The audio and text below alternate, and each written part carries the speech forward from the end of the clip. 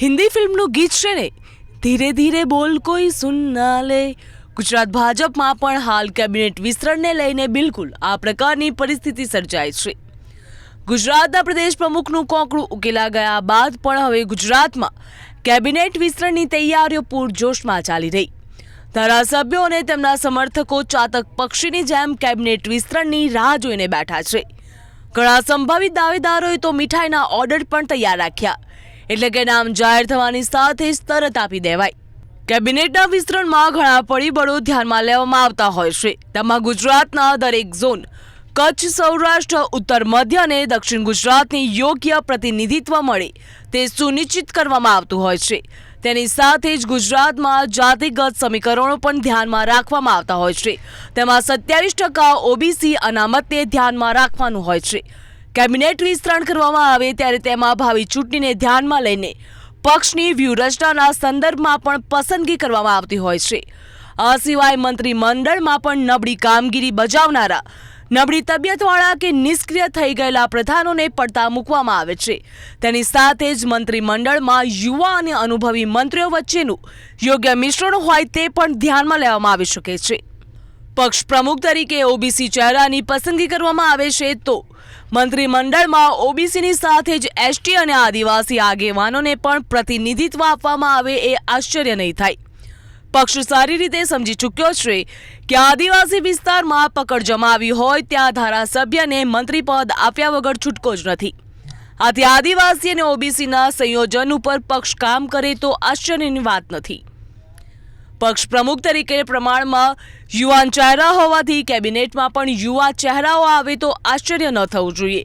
આ યુવા ચહેરાઓમાં જોઈએ તો વિરમગામના ધારાસભ્ય અને પાટીદાર આગેવાન હાર્દિક પટેલ, ઓબીસી આગેવાન અલ્પેશ ઠાકોર, રાજકોટ ભાજપના નેતા ઉદય કાનગડ અને એસટી પ્રતિનિધિ હીરાભાઈ સોલંકી હાલમાં પક્ષના જ્ઞાતિ સમીકરણોમાં એકદમ ફિટ બેસે છે. હવે પક્ષ પ્રમુખ મધ્ય ગુજરાતના છે કે પછી કેબિનેટમાં કચ્છ અને સૌરાષ્ટ્રનું વજન કેટલું વધી શકે છે તે પણ જોવામાં આવશે. શું તેઓના અસંતોષને ઠાળવા માટે તેમને મહત્વ મળશે? પક્ષની અંદર વધતા જતા અસંતોષને ખાળવામાં પણ આ કેબિનેટ વિસ્તરણ મહત્વની ભૂમિકા ભજવી શકે છે. તેમાં પણ યુવાનોને મહત્વ આપવામાં આવે તો પક્ષના યુવા કાર્યકરોમાં પણ આગામી ચૂંટણીનો પૂર્વજોમ આવે તે માનવામાં આવે છે. યુવાનોને પણ લાગશે કે રાજકારણમાં પણ તેમને તક મળે છે. આમ આ વખતની દિવાળીમાં કયા નવા પ્રધાનોને ફળશે અને કયા પ્રધાનોને દિવાળી બગડશે તેની હવે ઘડીઓ ગણવામાં આવી રહી છે.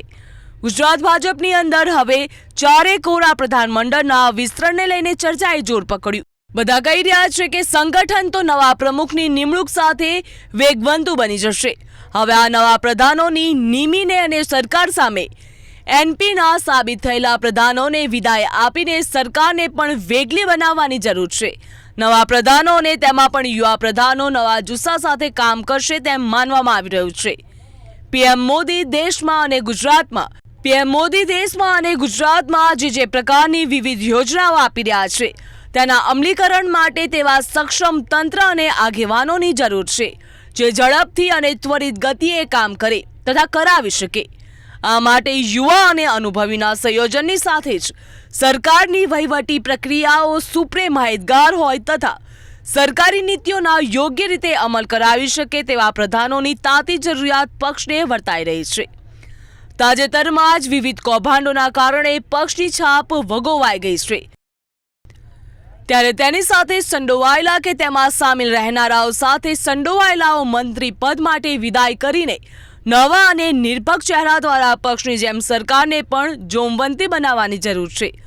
સરકાર અને પક્ષ બંને એક સરખા જોમ સાથે કામ કરે તો લાંબા સમય સુધી પક્ષનો પ્રભાવ જાળવી રાખવામાં મદદ મળે.